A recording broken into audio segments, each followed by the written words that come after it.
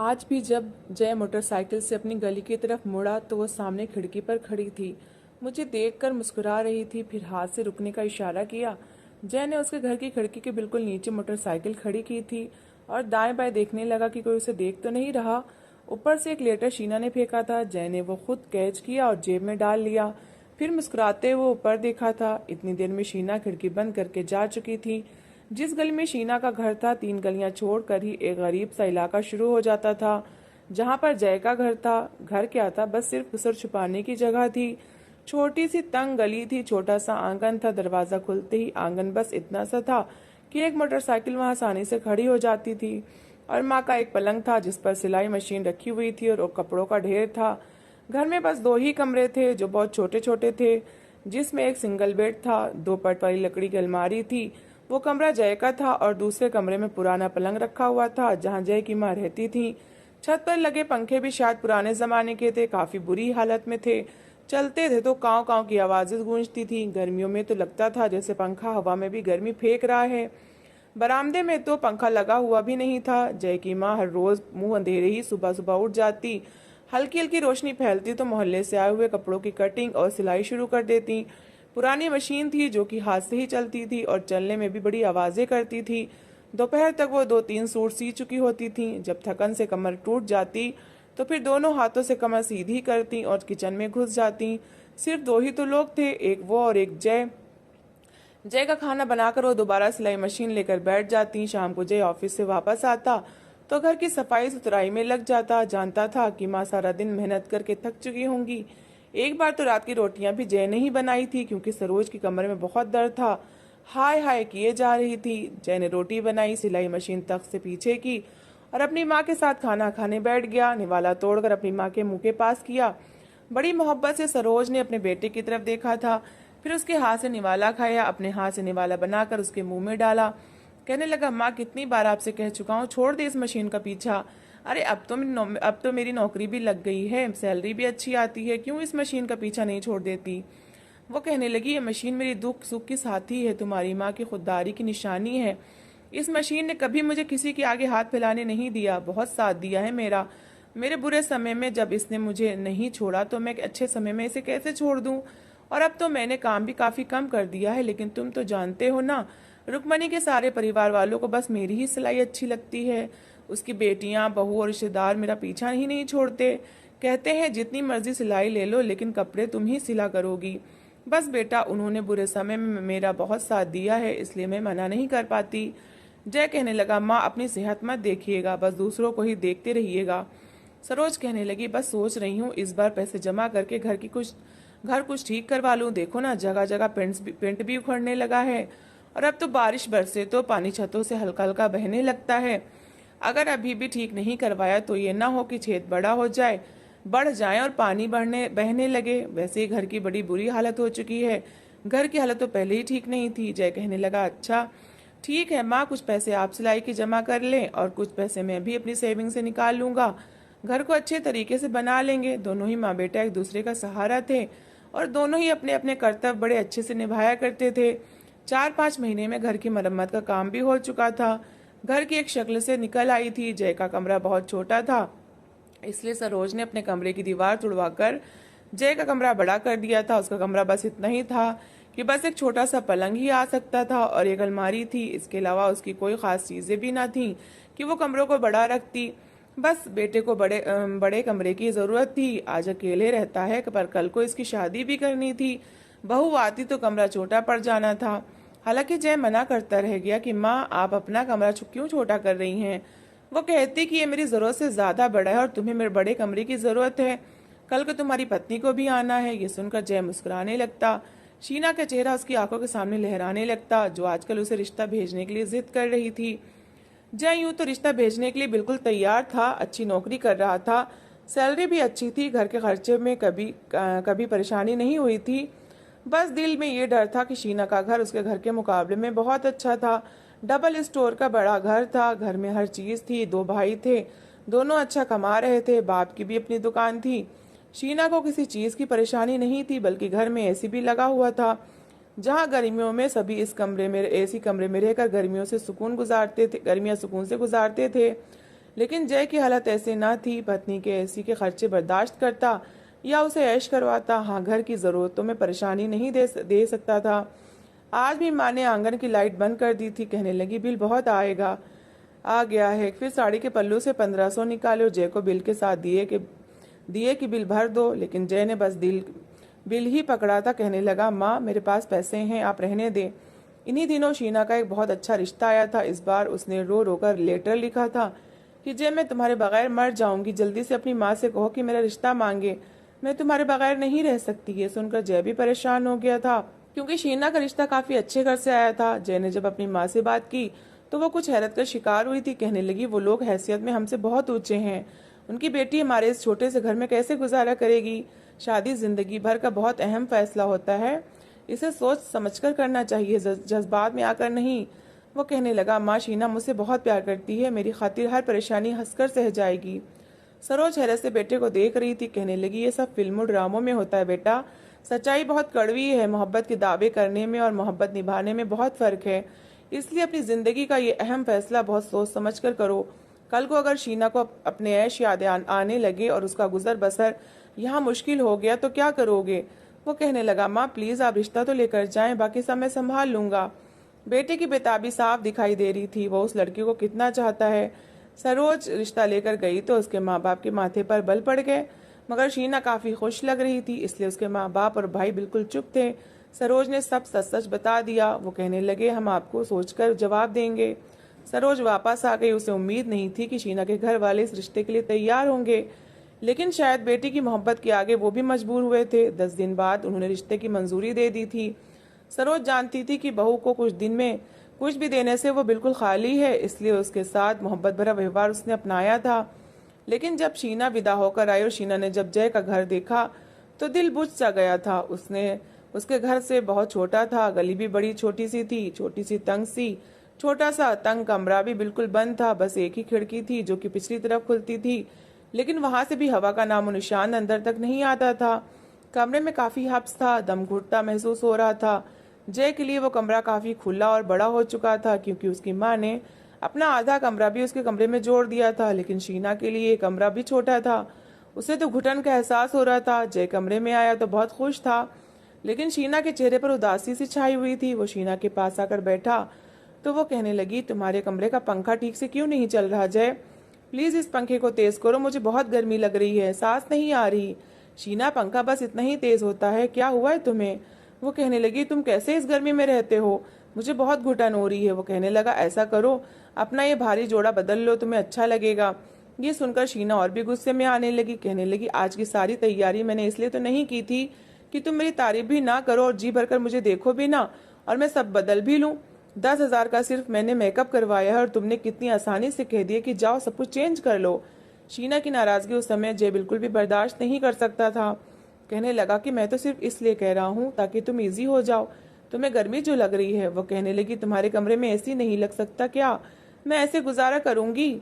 जय कुछ देर से देखता रहा, फिर कहने लगा मैंने तुमसे कुछ छुपाया तो नहीं था, मैंने तुमसे कहा था कि मेरे घर में और तुम्हारे घर में जमीन आसमान का फर्क है, लेकिन तुमने कहा कि तुम्हें कोई फर्क नहीं पड़ता। तुम मेरी हैसियत को जानती थी, मेरी नौकरी को भी और मेरी सैलरी को भी जानती थी।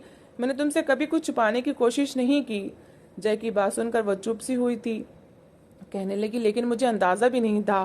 फिर कहने लगी चलो कोई बात नहीं, मैं एडजस्ट करने की कोशिश करूंगी, लेकिन तुम भी मुझसे वादा करो जय कि जैसे ही तुम्हारे हालात अच्छे होंगे तो सबसे पहले कमरे में एसी लगवाओगे। जय मुस्कुराने लगा, कहने लगा मेरे पास शगुन के पैसे जमा हैं, तुम्हें मैं एयर कूलर लेकर दे देता हूँ जिससे तुम कमरे में सुकून से सो सकोगी। ये सुनकर शीना के चेहरे पर मुस्कुराहट सजी थी। सुबह सुबह वो उठते ही वॉशरूम में चली गई। नहाने के बाद भी उसे एक बेचैनी सी थी। जय मगर गहरी नींद में सो रहा था। शीना उसे हैरत से देख रही थी कि इतनी गर्मी में वो कैसे सो सकता है। पहली बार अपनी की गई मोहब्बत पर कुछ पछतावा हो रहा था। देखने में जय बहुत हैंडसम नौजवान था। पैंट शर्ट पहनकर जब ऑफिस जाता तो शीना को लगता था जैसे कि बड़े खाते पीते परिवार का चिराग है, इसलिए उस पर अपना दिल हार बैठी थी। पहले पहल तो सिर्फ देखकर ही दोनों एक दूसरे को मुस्कुराते रहते थे। धीरे धीरे लेटर का सिलसिला भी शुरू हो गया। दोनों को एक दूसरे से प्यार हो गया था, जो पिछले 3 साल से था। इस बीच जय ने शीना से कुछ भी नहीं छुपाया था। उसे हर बात साफ साफ बताई थी कि उसका घर छोटा है और 2 सदस्य हैं, जय और उसकी माँ उसकी सैलरी कितनी है, वो क्या कमाता है, हर बात वो बता चुका था। और फिर उसने शीना से कहा था कि अगर वो चाहे अभी से रास्ता बदल ले, मगर उसके सर पर जय के प्यार का भूत सवार था। कहने लगी, मैं तुम्हारे साथ हर तरह से गुजारा कर लूंगी, कुछ मुश्किल नहीं है मेरे लिए, तुम्हारी खातिर सब कुछ बर्दाश्त कर सकती हूँ। लेकिन 24 घंटे हुए थे कि उसकी शादी को, और वो रोने लगी थी। अपने कमरे में बैठी रोए जा रही थी जब जय की माँ उसके लिए रात का खाना ट्रे में डालकर ले आई। हालांकि शादी पर अच्छा खासा खर्चा हो चुका था। उसने शीना के कम सूट बनाए थे, लेकिन बनाए महंगे और अच्छे थे, ताकि उसे ये ना लगे कि सूट भी शीना के मुताबिक नहीं बने। जय की माँ ने अपने थोड़े बहुत गहने भी सुनार को देकर नए डिजाइन के सोने का सेट बनवा दिया था। यही सरोज की आखिरी जमा पूंजी थी जो उसने बहू को दे दी थी। सरोज खाना उसके लिए बनाकर कमरे में लाई तो वो रो रही थी। शीना को रोता देखकर वो परेशानी से उसके पास आकर बैठ गई। खाने की ट्रे भी उसके पास रखी और कहने लगी, बेटी क्या हुआ, क्यों रो रही हो? सरोज के पूछने पर उसने फौरन अपने आंसू साफ किए। नहीं, में सर हिलाने लगी। क्या कहती, मोहब्बत उसी ने की थी। जब जय का रिश्ता आया था तो उसके माँ बाप ने बहुत विरोध किया था।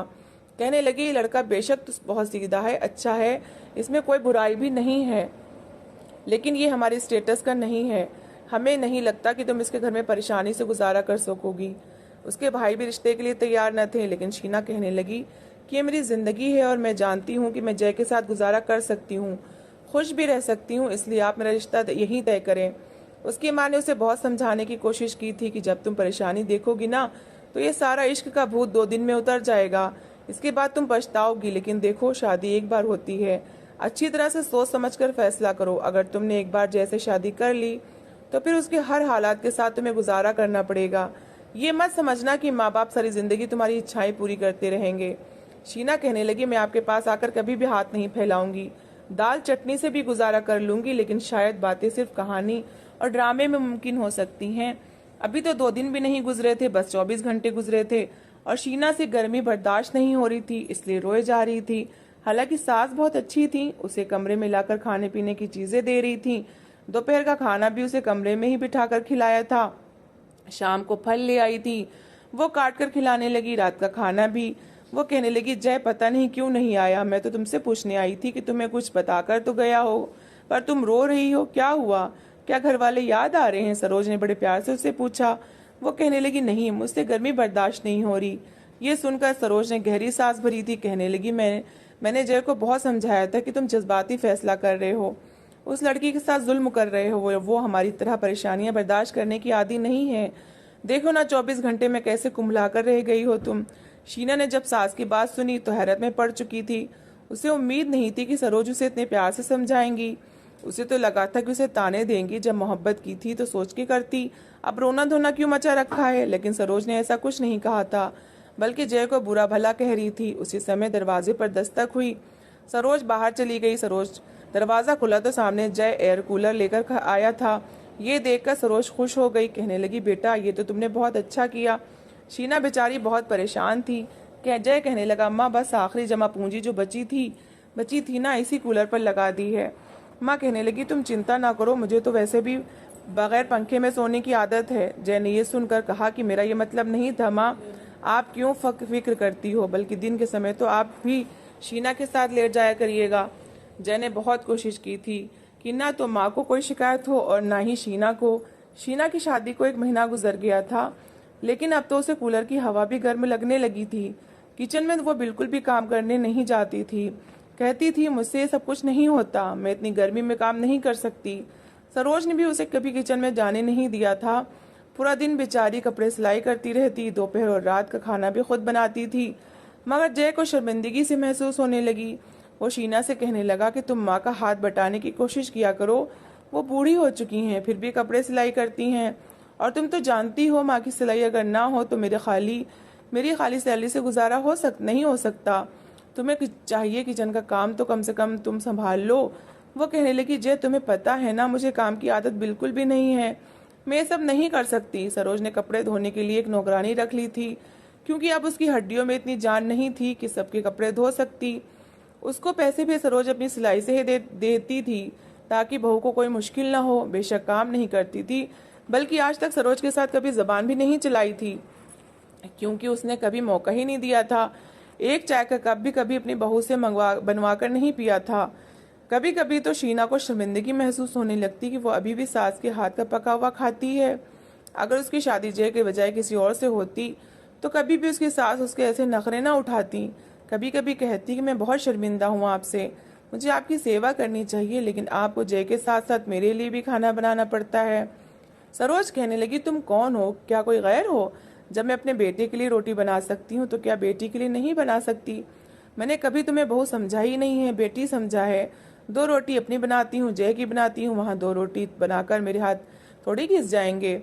बेटा बस तुम खुश रहो, मैं तो यही चाहती हूँ।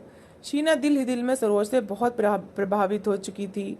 उसे नहीं लगता था कि सरोज से ज्यादा कोई अच्छी सास भी दुनिया में हो सकती है। मिलने के लिए मायके गई तो सहेलियां भी उससे मिलने आ गई। वो कहने लगी कि अब तो नई नई सोसाइटी बन रही है और तुम्हें पता है वहां पर घर बनाना और जगह जगह खरीदना बहुत सस्ता है। भाई हम तो अपना घर बेचकर चले जाएंगे। जब शीना ने सुना तो घर आते उसने जैसे ही फरमाइश कर दी। जय ये सुनकर कहने लगा, अम्मा कभी भी नहीं मानेंगी, इस घर के साथ बहुत लगाव है उनका। एक एक पाई जोड़ जोड़कर माँ ने ये घर बनाया है और अभी शादी से कुछ दिन पहले ही तो मैंने मरम्मत करवाई है। हमारा घर इतना बुरा तो नहीं है कि हम घर छोड़कर एक अनजान इलाके में चले जाएं। और जितना छोटा ये घर है ये कभी भी इतने ज्यादा पैसे में नहीं बिकेगा कि नई सोसाइटी में एक अच्छा घर खरीद सकें। शीना कहने लगी, मेरे हिस्से के पैसे भी तो हैं, मैं अपने पापा से मांग लूंगी, पर मैं इस घर में नहीं रहूंगी। वो रोज रोज जैसे यही जिद करती कि उसे इस घर में नहीं रहना। जय ने जब ये बात सरोज से कही तो इस बार उन्होंने साफ मना कर दिया। कहने लगी, मैं अपना घर नहीं बेच सकती और ना ही मैं बहू के दिए गए पैसे के बनाए हुए घर में रह सकती हूँ। मेरा स्वाभिमान मुझे इस बात की अनुमति नहीं देता। जय भी यही चाहता था कि वो अपने ससुराल वालों का एहसान न ले। उसने जब शीना को मना कर दिया तो शीना नाराज होकर अपने मायके जाकर बैठ गई। जब उसे 15-20 दिन गुजर गए तो सरोज ने उसकी जिद के सामने हार मान ली थी। कहने लगी कि तुम ये घर बेच दो लेकिन बहू को वापस ले आओ। इस तरह से उसका नाराज होकर रहना अच्छी बात नहीं है। जय भी शीना के बगैर रहने का आदी नहीं था, इसलिए ससुराल पहुंच गए और अपने घर के पेपर्स शीना और उसके पापा के सामने रख दिए कि यही मेरी जमा पूंजी है। आपकी बेटी मेरे घर में गुजारा नहीं कर सकती, इसलिए मैं यह घर उसके नाम कर देता हूँ। ये जितने का चाहे बेच ले और आगे जहाँ लेना चाहती है ले ले, लेकिन मेरी ये इच्छा नहीं है कि मैं आपसे एक भी पाई लूँ। ये मेरे स्वाभिमान के खिलाफ है। इस घर में भी यही रहेगी, मैं नहीं रहूंगा। हाँ मगर इसकी हर जरूरत पूरी कर दिया करूंगा जितनी मेरी हैसियत है। ये सुनकर शीना के पापा ने शीना को घूरा था। कहने लगे, ये क्या मामला है? शीना, तुमने शादी अपनी पसंद से की थी, हमने तुम्हें पहले ही समझा दिया था कि अच्छी तरह सोच लो, लेकिन बाद में नाराज होकर घर पर आ गई हो। वो शरीफ इंसान है, जो कमाता है तुम्हारे हाथ में रखता है, और इसके घर में क्या बुराई है? वो कहने लगी, छोटा घर है, मुझे बहुत परेशानी होती है और मैं आपसे अपने हिस्से के पैसे मांगने आई हूँ ताकि मैं बड़ा घर ले सकूं। उसके बाप ने कहा कि तुम्हारा जो भी हिस्सा बनता है वो हम तुम्हें तब देंगे जब घर का बंटवारा होगा, इसमें कोई हिस्सा नहीं। तुम्हें अपने पति का साथ देना चाहिए और ये मत समझना कि हम उन माँ बाप में से हैं जो बच्चों की हर तरह की डिमांड पर उन्हें घर बिठा कर रखें। शीना घर वापस आ चुकी थी। जैसे ही घर में दाखिल हुई, सरोज ने उसका माथा चूमा, उसे गले से लगाया।